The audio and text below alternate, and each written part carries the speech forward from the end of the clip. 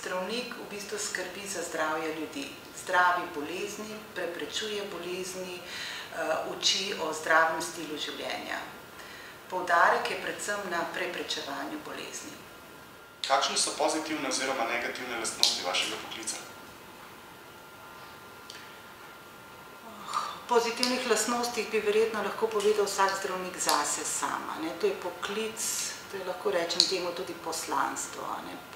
Poklic, ki se ne neha s tem, ko zapustiš ambulanto, ampak te v bistvu spremlja potem tudi doma, da ne rečem 24 ur na dan. Negativnih lastnosti oziroma negativnih strani z tega poklica je kar nekaj, vsaka posebej, recimo. Lahko bi rekla, lahko je obremenjujoče tudi to, da te v bistvu ta poklic ne zapusti, to ni služba, s katero bi lahko nehal po 8 urah. Potem so ta dežurstva, ki so zdaj tako stalno na tapeti, kaj bi še rekla, odgovornost, predvsem je odgovornost tista, ki je lahko zelo obremenjujoča. Kako izgleda vaš tipični vsakdanjik? Imam razporejen urnik dela, to je glede na to, ali delam dopoldne ali popoldne, v glavnem je to delo v ambulanti. Če je dan miren, to pomeni, da v bistvu sem v ambulanti, opravljam tekoče delo. Poleg tega sem v stalni pripravljenosti za nujne primere, ki se dogodijo na terenu. To včasih lahko zmoti delo v ambulanti, ker grem pač na teren in se delo potem malo zavleče. Dežurstva opravljam pač po razporedu, ki mi ga določa pač zdravstvenem domu.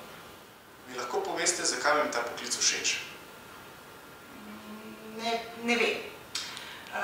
Mogoče je pravilni odgovor samo to, oziroma edini odgovor samo to, da če bi se še enkrat rodila, bi počela natanko isto. Vemo, da zdravnikov primanjkuje. Je težko priti do zaposlitve? Ne, glede na primanjkljaj zdravnikov v Sloveniji zagotovo je zaposlitev lahko dobiti. Je pa res, da mladi kolegi, ko končajo fakulteto, niso pripravljeni za tako delo na terenu. Veliko se pogovarjam z študenti, ki opravljajo tle prakso v 6. letniku, praktikum iz splošne medicine, v glavnem zaradi strahovite odgovornosti, ki jo imaš kot sam v ambulanti, delaš pač sam, se takoj po končani fakulteti ne čutijo sposobne za tako delo in v glavnem zdravniki, mladi zdravniki iščejo potem zaposlitev v ustanovah, v bolnicah, kjer imaš možnosti konzultacije, kjer imaš nekoga zmeraj pri roki, da ti lahko pomaga v kriznih situacijah. Kaj bi pa sporočili vsem tistim mladim, ki se interesirajo za poklic zdravnika? Predvsem naj se, bom rekla, globoko pomenijo sami sabo. Tako kot sem že enkrat vmes povedala, to ni poklic, to je poslanstvo. To ni služba od 6 do 2, to je zadeva, ki se ti vleče in te zna zbuditi tudi sredi noči. Hvala lepa za ta pogovor. Hvala vam.